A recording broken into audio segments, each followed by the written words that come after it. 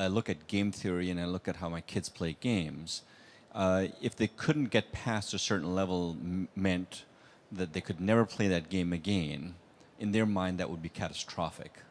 But because it's recoverable and they can play it again and again and again until they get to the next level, that's the difference between failure and scientific experimentation, the iterative process to success.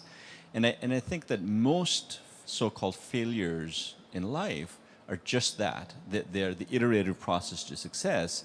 And most people, especially in education, we don't allow students to persevere until they succeed. We have this sort of survival of the fittest instead of the no child left behind kind of attitude. I mean, actually, in fact, in education, what happens is that we turn iterative failures into catastrophic failures. Because when a child thinks they can't learn maths at an early stage, they think they can't learn maths. It's just one bit of it that they can't learn. So we're constantly, in education, I think, turning small things into bigger things for children. Yeah, I think that's the issue.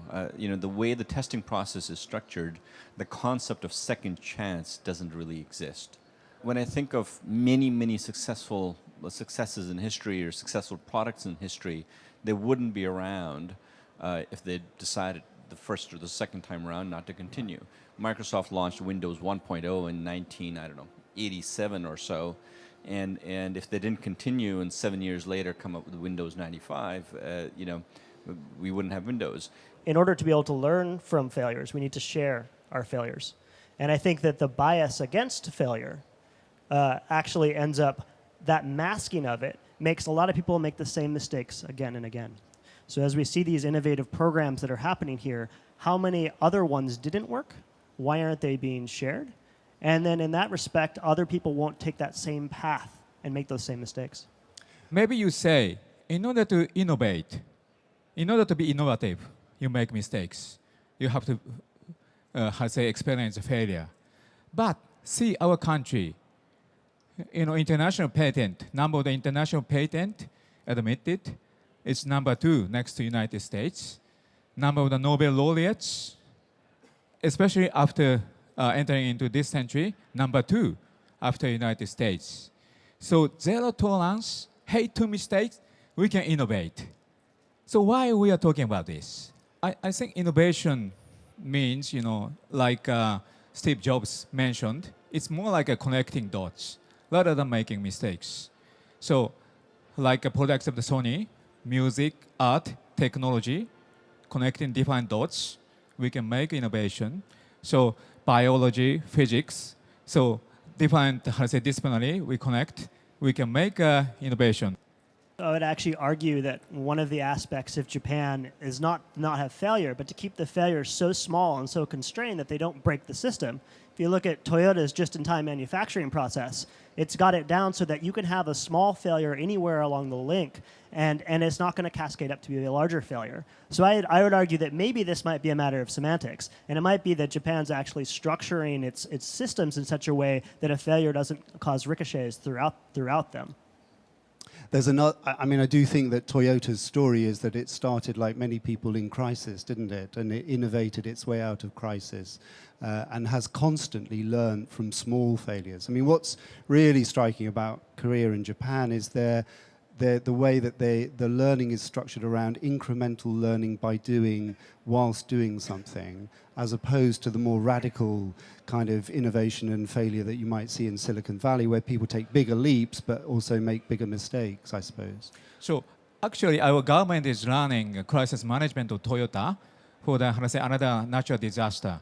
So Toyota's system, as you have mentioned, is something like always elaborating scenario planning, always elaborating worst case scenario, and the reverse engineering wise, they try to elaborate the best options in every process. So that's the issue I'm talking about. I mean, being afraid of mistakes incentivize those kind of worst case scenario analysis. So worst case scenario analysis is the origin and the power of the being innovative, I think. I think the critical aspect of learning from failure is to fail in small ways, fail quickly, and have a sense of what's going on. And I think this actually applies both in the classroom level as well as at the school district level. I think that one of the big projects and pushes we're doing in the World Bank is to try to get near real-time information flowing from rural schools in very low resource settings all the way up to the ministry, and to have everyone along that chain be aware of what's happening in order to try to address problems quickly as opposed to much later when it might be too late to be able to fix those problems. So I think in a lot of ways it requires a good flow of information. It requires that information to flow quickly. And I think that applies at each level. If you want to create an educational system that doesn't see failure as a failure but as a learning process, then we have to allow children that they find their talents, create passion for their talents, and give them information. The moment you give that, then children who have passion, talents, and information will go much faster than other ones.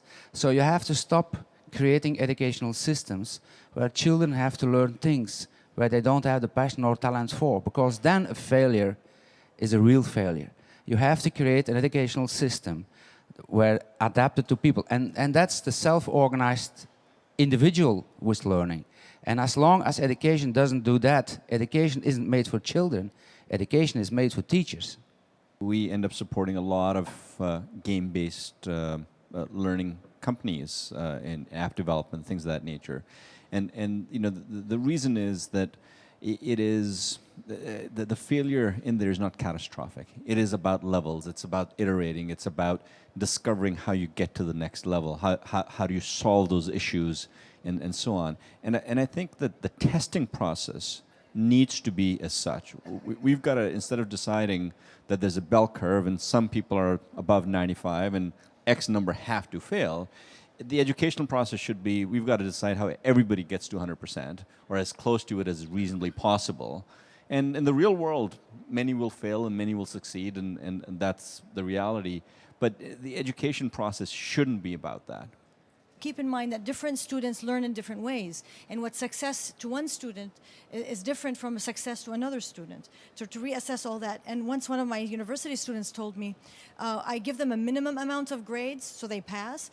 They told me this freed them up to explore different ways of learning by themselves, to learn more and to grow without having this fear of failure above their heads.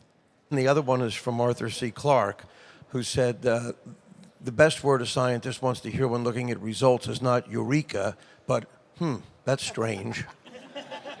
So failures, I think, can lead you along a more interesting path. I think that's the point. No, and success, the flip side of success is that success can breed arrogance and complacency and repetition. Good companies generally become bad companies because they keep on trying to repeat past successes ad infinitum. I think in business it's quite straightforward. Everyone talks about putting in a certain amount of capital, and either you return that capital and provide a certain return on investment, or you don't, and that's success or failure. I think in education it becomes a little bit more tricky on two fronts. One is, I think if you look from the child or the learner's perspective, I don't think those children learn, I think they learn far more from success than they do from failure. If I look at my own context, I work in early childhood education in India, and I think we are constantly telling children, you did this wrong, you should be doing this, you should, and you kill the very joy and energy and enthusiasm with which they're going to inquire for life. I think it's not about, the comment that was just made is not about success and failure. It's about encouragement and how you deal with encouragement. If you keep telling the child he got it wrong and he's a loser because he got it wrong, as we were told earlier, they drop out. I think in education, you're talking about failure or success relative to the curriculum that has been set up. And then if you are good at science, if you're good at math, then you're smart. If you're not, you're not. I think that is where the paradigm shift has to come. What are you good at? What do you like to do? And let's accept that because this curriculum is entirely designed to see who will go to college, and that's success. And then who will make money, and that's success.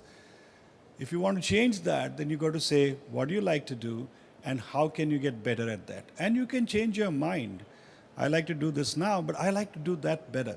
So I think paradigm shift, then we have to change a lot more.